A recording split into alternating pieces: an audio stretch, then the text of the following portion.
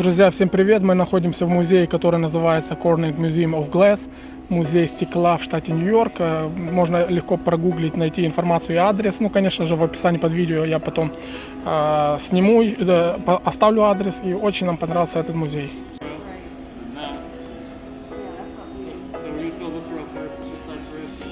Музей нам очень понравился. Смотрите, на первом этаже сразу есть, продают там разные изделия. Вот. На втором и третьем этаже музей, сам музей. Изделий со всего мира, с разных стран. Очень интересные композиции из стекла. И плюс еще есть шоу, называется Hot Glass. Горячее стекло, где будут показывать разные там, как они делают это стекло, как это все, когда оно еще горячее, как формируют разные там, изделия из стекла. Очень нам понравился музей, и стоит он всего сколько? $20. $20 с человека, так что музей просто шикарный. Вот мы уже ждем на шоу. So he is starting off with a dip from our furnace over here on the end of a hollow blowpipe. Now this is how most glass pieces start. And that furnace over there is about 100 pounds worth of glass, give or take at any time. And it's 2100 degrees Fahrenheit and runs 24/7. We try and never shut our furnaces off. And so he's going to shape and center this glass right here. Now, have any of you guys seen live glass blowing before? Yeah, some of you have, some of you haven't. Well, something new since COVID is we can no longer blow the glass like we traditionally would because of the masks. So soon you will see him attach a hose to the end of this hollow tube, and he'll use a foot pedal and compressed air to inflate the piece. Now, a little goes a long way with this system, so it's only about 2 psi's worth of pressure to inflate the glass. And now you can see a bubble developing at the end of the blowpipe in the glass. No, it's an air compressor. Yeah.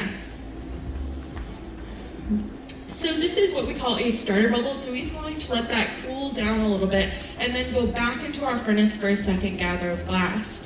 Now everything that you see in front of you is about 2 gathers worth of glass to make the piece. And that's traditionally the size that we work with. Now the reason why we need to let this starter bubble cool down before we dip back into our furnace is because we need more surface area, and if we went in too hot, that bubble could collapse or everything could land on our floor. At this temperature, glass is like the consistency of honey, and so it's really difficult to wind up a lot at one time, so we do it in little amounts. This to cool down, but not too cold. Around 1,000 degrees is cold for us here in the glass studio. Once it drops beneath 1,000 degrees, we risk it breaking. So he's going to wait for it to have a light glow and then dip back in. Now the setup we have here is very, very quiet in sound. Normally glass studio is a lot louder, and that's because it's all electric. Now traditionally, this whole setup would be run on natural gas or propane, but a setup like this was originally developed for cruise ships. Corning used to have a partnership with cruise ships and cruise lines, and there was a problem with being able to supply that amount of gas necessary to run the system, so now it's run on all electric, and we have that here for demonstrations. So he is just shaping and centering that second gather of glass with a cherry wood block. Now we use fruit woods when shaping our glass as they have a nice tight grain pattern, so they burn slowly. And he just keeps on dipping it into a bucket of tap water behind him. So that water makes it not burn and just creates a layer of steam to form and shape our glass. He's actually using a quite interesting tool right now, which is a pad of the local newspaper. And it's about 7 to 10 sheets thick and soaked in water. And it's the closest we can get to actually touching the glass with our hands.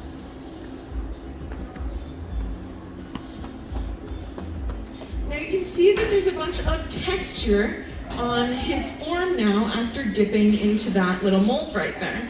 Now that is called an optical mold, and it has a bunch of ridges on the inside.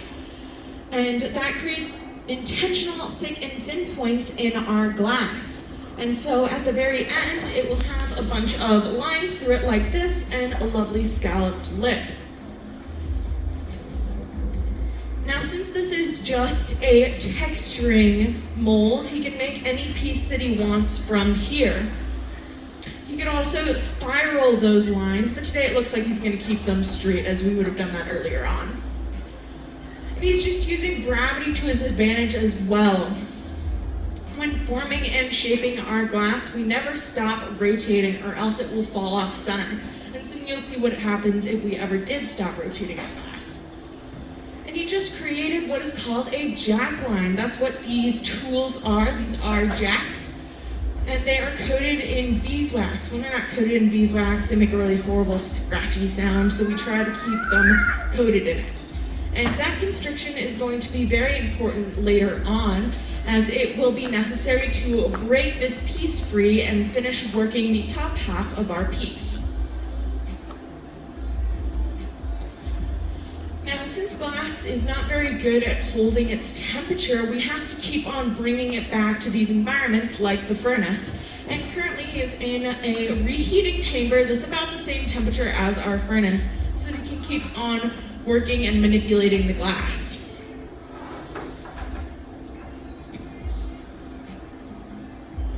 Now he's just shaping it with a paddle of graphite.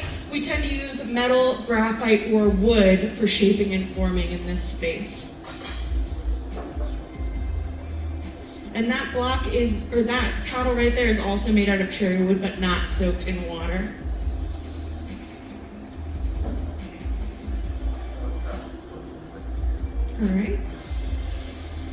All right, so soon we are going to attach a solid bit of glass to the bottom of this form to make a foot.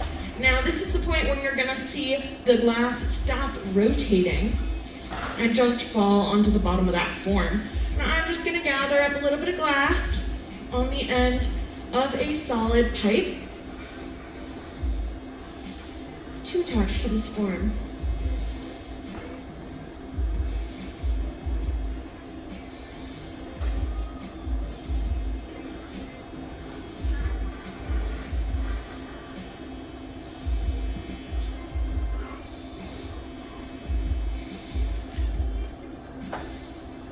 So you see when I'm spinning my glass, it rotates on center, but when I stop spinning, it all just falls and he is able to place it very evenly. Now, glass at this temperature is very easy to cut through as well.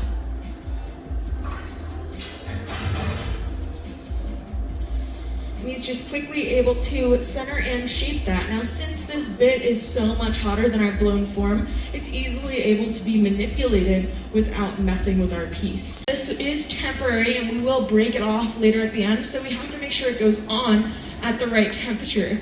We don't want it to go on as hot as that bit we just placed, as that's like a full seal to the bottom of our piece. And I'm just shaping it on this metal table in front of me that's called a martyr.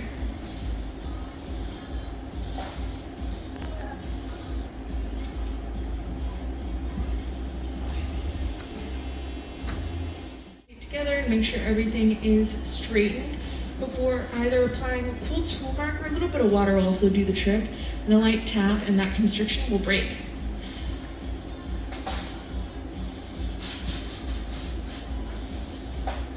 Yep, glass feels great.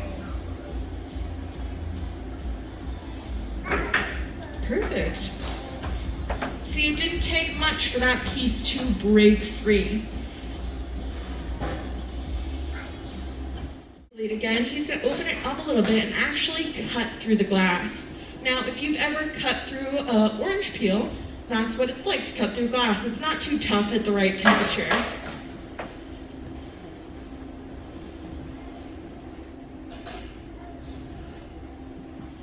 Again, they're a very versatile tool, the most common used in this studio.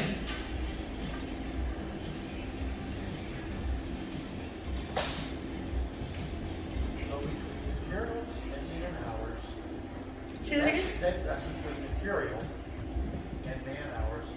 Just finishes shaping out this piece. And so once we are done with it, yeah, round of applause, look at that form. Bravo! So we're just gonna apply a little bit of water. That one didn't make my day, he made my year. Made your year. I love this. So he's just gonna tap it onto this fork. Yeah. Fork right here, and we are going to drop it off into our kiln to slowly come down to room temperature over about 8 hours for a piece this size. Now, if we just left it out, it would crack within a matter of minutes as it can't handle the drastic temperature shifts that quickly. All right, and there you have it. Final round of applause for our master glassware here. Oh, bravo! Yep, around 8 hours for a piece that size. There's even pieces in the museum that could take multiple months.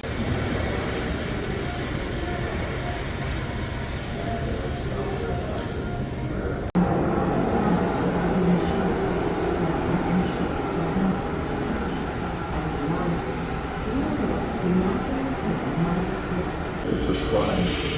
It's a real key event and a research for something that you did in the past or something that's so better. Colors pair for this instance.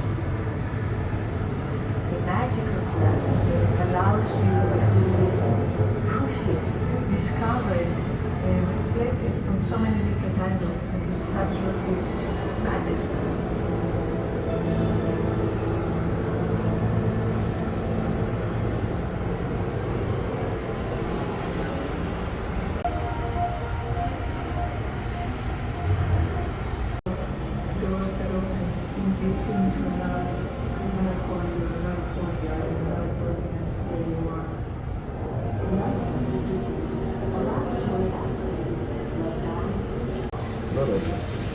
He was a physicist and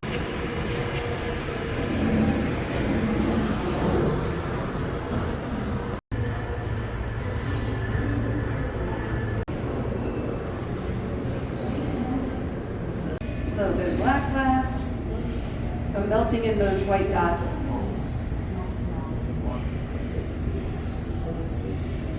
They've been kind of raised up so that the fish has some nice sort of bulgy eyes here.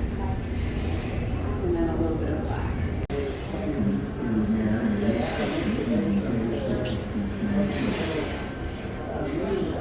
Asked 2 liters for 40,000 pounds of molten glass and remold. In the 1930s, that part was Develop a periodic plan is conducted for use and then We waited for 8 months to find the man. call I's attention. And of course, I was always interested in astronomy, so the idea of telescopes was in my mind too.